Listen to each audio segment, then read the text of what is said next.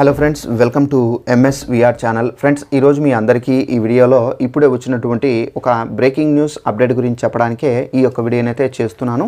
So ఆ breaking news update ఏంటంటే, మన యొక్క ఏపీ రాష్ట్ర వ్యాప్తంగా పెన్షన్దారులకు సంబంధించి మనకు ఇప్పుడిప్పుడే ఒక శుభవార్త అనేది వచ్చిందండి. సో ఆ శుభవార్త ఏంటి, దానికి సంబంధించిన పూర్తి వివరాలు తెలియజేస్తాను. సో ఈ వీడియో మీరు స్కిప్ చేయకుండా లాస్ట్ వరకు చూసి తెలుసుకోండి. వీడియో నచ్చినట్టయితే లైక్ చేసుకోండి, సబ్స్క్రైబ్ చేసుకోకపోతే ఛానల్ను సబ్స్క్రైబ్ చేసుకొని ఫాలో అవుతండి.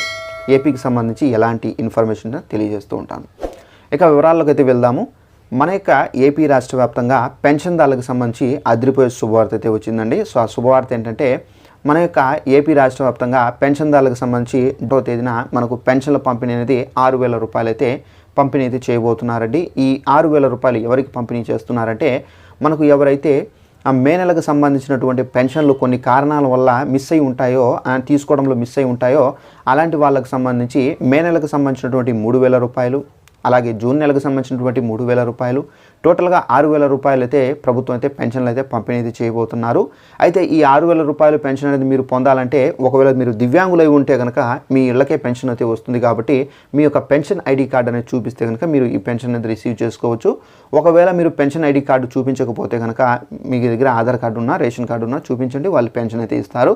అలాగే మనకు రెండవ శుభవార్త చూసుకున్నట్లయితే, మనకు పెన్షన్దారులకు సంబంధించి మనకి ఏదైతే మే నెలలో మనకు ప్రాసెస్ చేపట్టారో ఎన్నికల కమిషను, సో కొంతమందికి అకౌంట్లకు, మరి కొంతమందికి ఇళ్లకు, అయితే ఎవరైతే దివ్యాంగులు రోగులు ఉన్నారో వీళ్ళకు ఇళ్లకు పంపిణీ చేశారు. అలాగే కొంతమందికి ఏంటంటే అకౌంట్లకు డీబీటీ రూపంలో అయితే వాళ్ళు బ్యాంక్ ట్రాన్స్ఫర్ చేశారు అమౌంట్.